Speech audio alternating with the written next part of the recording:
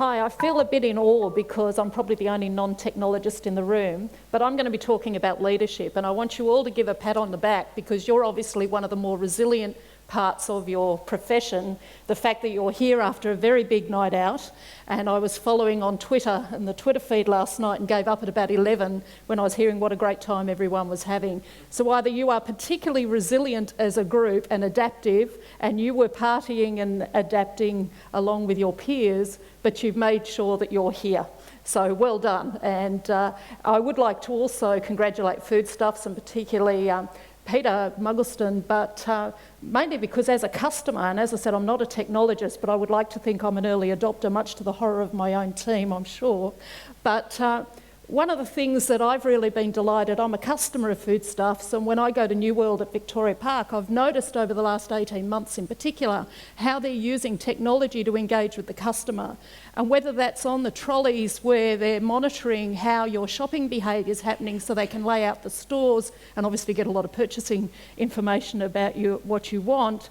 But also, one of my favourite things is how they're actually celebrating their birthday. Put your hand up if anyone participated in their birthday competition from a technology point of view.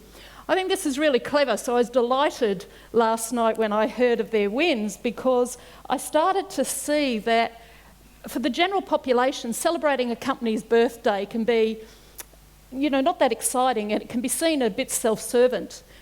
But what I found New World doing was actually engaging you in something that's fun, but also showing off their technology and making you go on the website.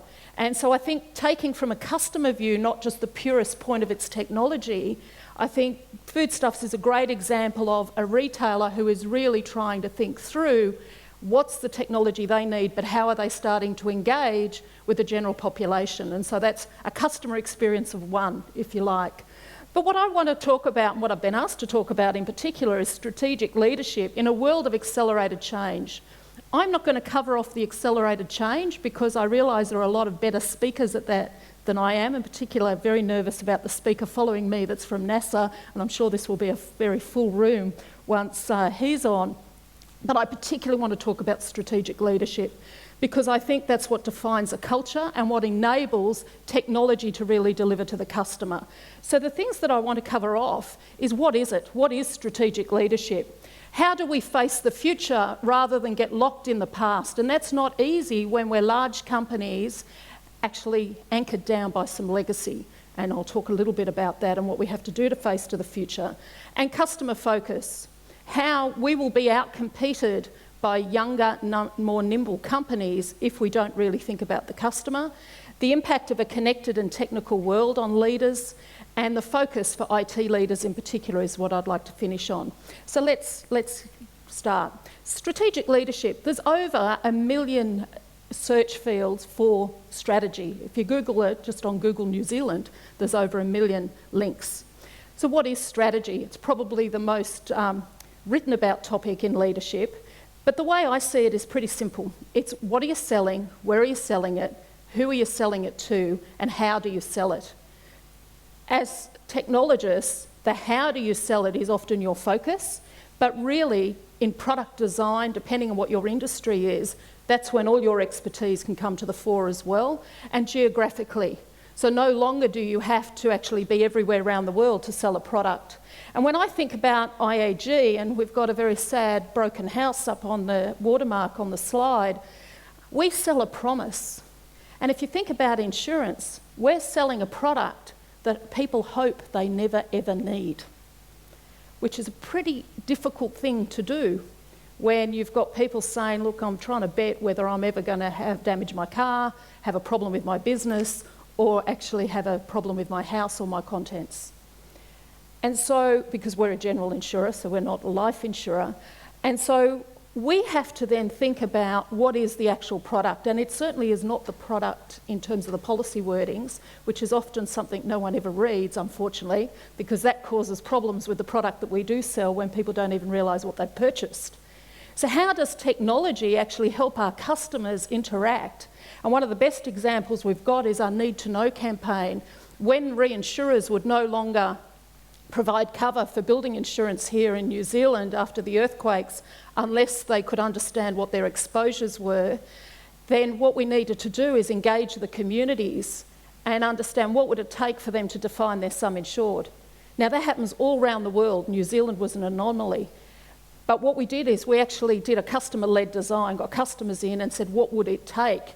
And it was actually through technology that we started to work through what are the tools that we could actually do and what could we bring to the forefront that we could populate some information for the customer and ask them then to really do risk management. Say, if I identify my risk and I assess it, how do I take some control? And really, I think that's what technology is doing for consumers now, is giving information for you to be in control.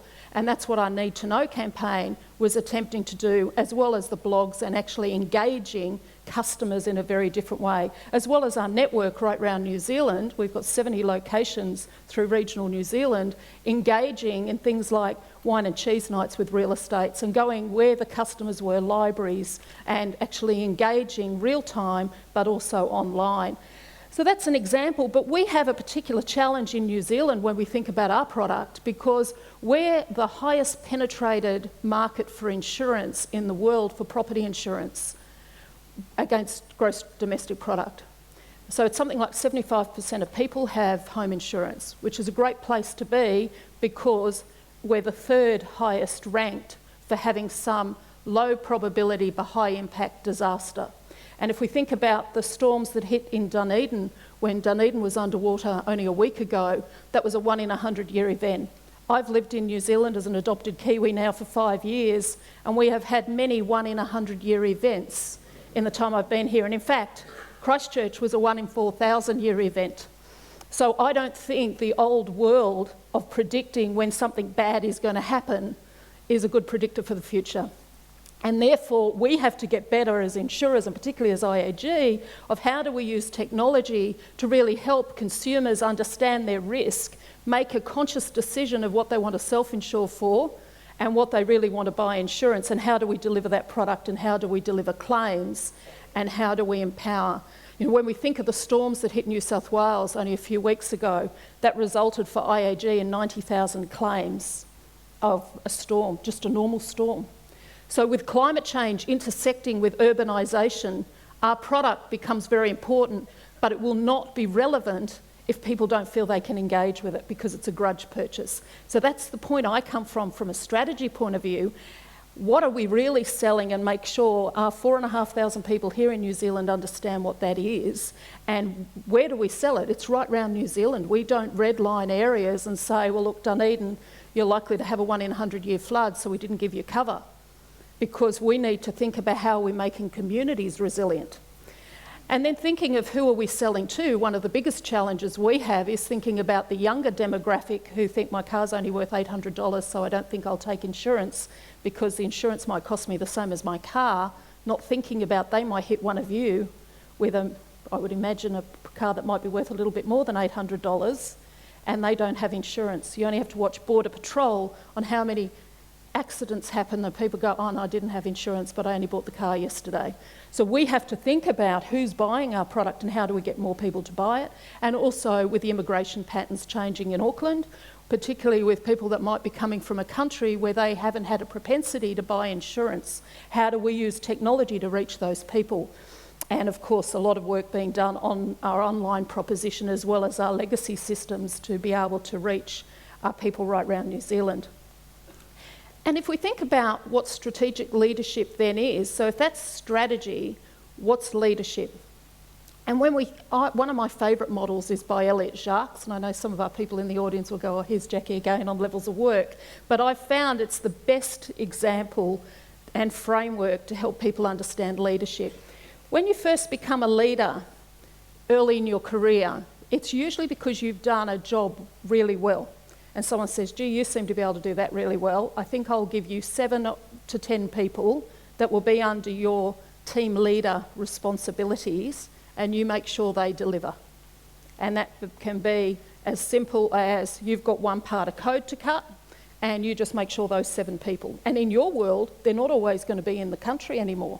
More and more, we've got a fragmented model where code might be being cut in lots of different places. We've just heard from Christian about open source. It may be a collaborative effort, but you're still on the hook. How are you bringing that piece together, under that task. And you're measured probably weekly on the quality of your work and whether you're delivering it. Make sense? So that's often your first go at leadership. And you're usually pretty good at it because you know what your direct reports are doing because you came from that little pot. Then it gets a bit harder. You do well at that, look a bit like a hero, and then you get appointed to the next level of leadership, which is managing all the people that were you, all the team leaders, but at this point it may start to include some people who have skills and experience that's very different to you because you had come from one particular part. And unfortunately in our corporate world of the past, what I'd call more our analogue past, is it's the race to the top. Everyone looks at an org chart. The future shouldn't look like that, and it can't look like that if we want to stay relevant. It needs to look at what's the special power you are bringing to the table, and leadership will be defined about how you cope with ambiguity and complexity no matter where you are on the organisational chart. And in fact, I would like to see organisational charts go out of the window. And people misunderstand organisational design linked with organisational charts. An org design is not where you are on an org chart. And so when you're managing processes, you often, on a typical organisation, are the next rung up on a leadership. But that's a hierarchical way of looking, and I think that's what locks our cultures down from innovation and actually getting stuff done. And so you are then measured monthly usually, because you're being measured on everyone else doing their stuff weekly in the hope that you've got it all under control. The next promotion you tend to get is what I'd call systemic leadership, where then you've got different functions that could be quite different coming together. They might not all be technologists either. You might end up with some claim, in our world it might be claims processes, might be product, might be the property team is suddenly in your division that you're responsible for in terms of connecting with. Or it could be that you're still pure in technologists, but actually they're areas that you have very little understanding. I think it's a misnomer, isn't it, that all of us non-technologists just go, oh, you're a technologist. Can you come and fix the audio-visual gear, please, Kevin? You know, we have a misnomer that every technologist is the same. So even if you're leading across functions, you're likely to have people with skills that you have never had. And that becomes harder. And actually, people don't know whether you're doing a good job or not until 3 months goes by, because your measures have more complexity and are more ambiguous and can only be measured every 3 months. And then the most difficult part under Elliott Jacques' model that says on a levels of work where people most fail to ever get there is strategic leadership. Because that is when you only have 80% of the fact base and 20% of your decisions are gut and intuition. And people won't know whether you've made the right call sometimes for 3 years, 5 years. And this is where strategic leadership in the technology space is particularly scary as it intersects with accelerated change. Because then how does the CEO know how to trust you that you've made the right call about going with cloud, going with a particular technology? It's all changing so rapidly, and we're making, if you're a legacy business, you're being asked to make very big investments in something that might be superseded in a year's time, and you might not deploy it for 5. And then you're still in the same position of where you came from. So how do we see innovation to be about the creativity but the execution and running faster and faster and faster? And I know we've all experimented with, in the past, with things like waterfall, agile, but is there something else in the culture that needs to be unlocked that's not a framework? And it's about leadership, and that's what I truly believe. And I see in IAG world, as our technology teams work alongside all different teams, not only in New Zealand, but across the world, we're getting faster and faster at deployment, and we're actually not getting so hooked on to what we'd call internally the religions of technology, and really understanding what's likely to be on the horizon, but how not to take big bets on future things that we're not sure of, but still be monitoring it. And it also takes all of us as CEOs to at least be literate in technology, even if we haven't come from a technologist background. And so in a few weeks' time, the main board has 3 of the CEOs going to Singularity University with them, because we want to challenge ourselves, not as technologists, but as leaders. And is there something culturally happening where we're locking down the technology parts of our business because we're not understanding how to free up their skill, their leadership, and actually make sure that that's helping with our culture. And so I will say, for any of us, I came from a background as an occupational therapist and a safety scientist, and what is really difficult, I know in my own leadership, is moving out of your comfort zone of leading others that are not like you. And I know for me, 25 years ago when I moved into insurance, I couldn't underwrite workers' comp policies, or I could manage some of the claims, but I couldn't do a lot of the technical pieces. I wasn't an actuary. I was on the work cover board in New South Wales, and I had to learn how to read an actuarial report. And that was very difficult moving into strategic leadership, but probably the blessing you get in your career by being brave and managing others that you don't have the skill, because you have to then use other skills. So let's talk about some of those things. And the final piece is corporate intent. You're working in a framework, even if you're in a small company versus a large company, what are you there for? It's pretty heartless getting up of a morning if you go, I'm there to drudge it out.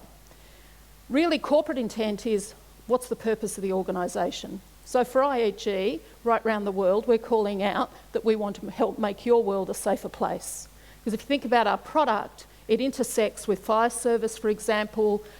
Christchurch is a great example of the things we're doing to try and build a sustainable city that can be insured in the long term, and making sure that people are not put in a worse position than they were before the earthquakes. So corporate intent becomes a very important part, and is usually the corporate CEO guiding the whole organisation about how do you hook into that. And let's face it, millenniums are going to expect a lot more from their working career than any of us expected, and it's that sense of purpose and meaning, and I would suggest we're all looking for that as well. So risks and opportunities if you're a leader. I think there's 4 things, and I've put a lighthouse. This is my favourite lighthouse, by the way, because I always know we've been out fishing, and my husband's a keen fisherman. We're nearly back at OBC by the time we come to this lighthouse. And if I think about it, leadership is a bit like rocks around the lighthouse. You need inside you to know whether you're getting close to those rocks or not, because you don't want to be washed up. It's pretty easy to go from hero to zero in leadership. You're only as good as your last success. So how do you keep growing? So the first thing is about being receptive around you and actually understanding the cues of what people are telling you, understanding the environment you're operating in, really listening and actively listening, and not just within your own world of technology. Then it's about being adaptive. How do you continually challenge yourself and learn? And then it's resilience. And I think what's really hard in a world that's changing so fast is if you don't keep learning and adapting, you can't be resilient, because you get exhausted by just all the change, and you hear things like, I just wish that change would stop. Well, you guys know Moore's Law better than me. It's not going to stop. And in fact, as we get more and more innovation coming through and open source and everything else, it's going to move faster and faster. So we have to just say we have to think about our own resilience. And all the research on resilience says sense of purpose, learning and adapting, and having good networks of people around you will make you more resilient than anyone else. And so you need to think about that. And the very last point, so we've got, being receptive, being adaptable, being resilient, is being selfless. Hands up if you're a parent. Majority. Being a parent's about being selfless, isn't it? You end up doing stuff you think, I would never have done. You watch people when you haven't got kids, you watch others, don't you? Go, I'll never do that. And then suddenly you're a parent and you're doing exactly those things in restaurants, transport, just to keep your child quiet. And then when they're older, you're still doing those sort of things. And so what we need to think about is leadership. You go into leadership not because you want a position on an org chart, but because ultimately you want to lead others and help others grow, help others be resilient, help the organisation deliver to your customers. So how do you, when you're really tired, think actually my leadership job is about being selfless and not what I want? And that's a really important piece of leadership. And that's the real opportunity, but it's a real risk. If you're so focused on task leadership and you just want to get stuff done and you take no prisoners and you're just bashing it through and not actually influencing people around you to get the best out of them, a few smiles in the audience. And you've got a CEO on your back saying, why hasn't this been delivered? So you really need to think about how you use your influence to actually harness others to get what you need done. I want to talk about customer because I've had a few confronting times in my last few years, not just in New Zealand when I've had to face some very hurt people in Christchurch. And the reason insurance has become such a poster child in Christchurch is because the high proportion of people who had insurance. If you're in Italy, in L'Aquila, where the earthquake happened in 2008, then you're still living in a tent. You are not making it an insurance issue because you didn't have insurance. In California, anyone seen San Andreas, the new movie? I'm not sure I'm going to go and see it actually. But of that, 10% of people in California have home insurance and can get home insurance. We're in a very different position. So when I've had to face customers, and it's our responsibility to do so, and our teams are actually meeting with customers, helping them get through what is a very difficult position, but at least they've got insurance to be working through and land cover, which doesn't exist anywhere else in the world. But I also had the opportunity last year to be in India, where as an IAG executive, we're actually meeting with our business in India because we partner with State Bank of India, but also we were going to Dharavi. And Dharavi, as people might know, is one of the most highly populated areas in the world in terms of number of people living in the slum. And it's where Slumdog Millionaire was filmed. We were catching up with some self-help groups who had started their own businesses. And the reason I'm telling this story is it's about some simple technologies can help people in other parts of the world leapfrog us. And this is a confronting piece, if you're not customer focused as an organisation, how other people will fill your space. And we were meeting in the slum with some of the ladies who had started some businesses, and this particular lady had started a business. She lived in a little 3x3 little room with her family, and her husband didn't work, and she had 3 daughters, and they were living day by day on $2 a day. And she wanted to educate her daughters. And so she started this little business of cooking within this little room for local businesses every day. And we had a translator with us, and we asked her about what's your biggest challenge, expecting her to say, well, World Vision has only given me one little hot plate. Can't you see what my problem is? And she didn't say that at all. She said, I don't know how I'm going to keep up with my customers' changing appetite and what they like. And we were quite stunned because it was probably the most customer-focused sentence I'd heard for a long time from someone who was in a situation very different to we'd ever experienced. And so we asked her through the translator to expand on it. And she then highlighted that she had her mobile phone and she took her orders on her mobile. So here she is, $2 a day. She's still got technology enabling her business in a way. But she said it's because people in the businesses are wanting to eat Chinese food and other types of cuisine, and I only know how to cook Indian food. And by the time I get my children off to school and play my part in my community and then cook the meals, I don't know how I'm going to learn. So think of what I said about good, resilient leadership is about people who adapt and learn. This lady had no education herself, formal education herself.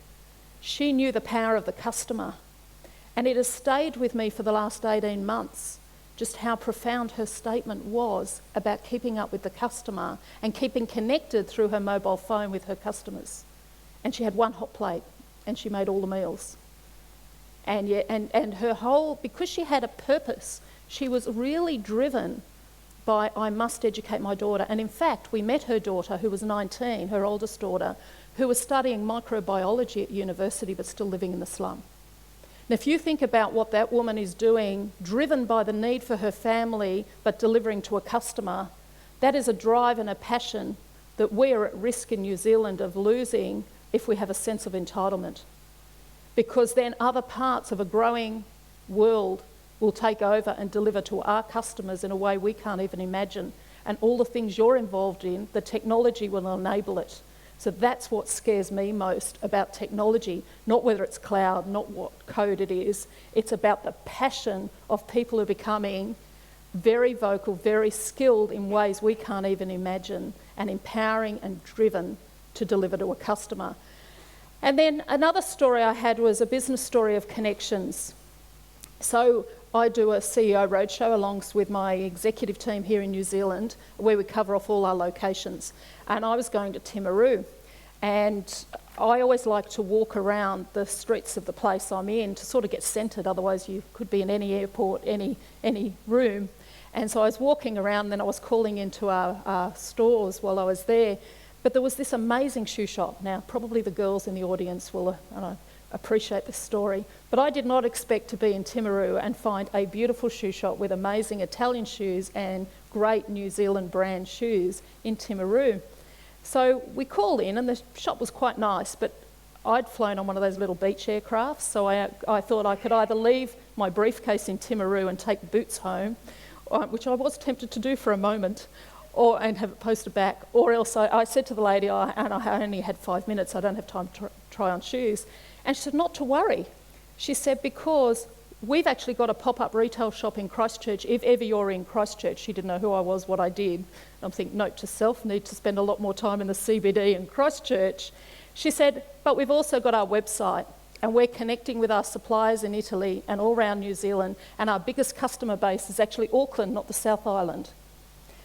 And she said, and we've got Facebook. And she said, and in fact, it was my daughter that started the pop-up retail in Christchurch because we saw the opportunity. Now there we've got someone not saying, oh my God, we're being cut out by online retailing. Her business has thrived in the last 3 years. And yet you think of the retail space, all we're hearing is businesses that can't succeed because of online retailing. Here's this small business person in Timaru who has found a way to use technology and social media to create a community, to create engagement. And she wasn't too perturbed whether we bought or not in her shop, because by the time she'd given us her links and then she's followed us up on email once we've gone on her website, she's been quite interactive and engaging. Another example closer to home than Daravi, about someone who has passion and drive about what she does and is out competing in her sector where everyone else is finding it's very hard to compete with online retailing, such as shoebuy.com or whatever. She is finding a way to actually grow her business, and through innovation.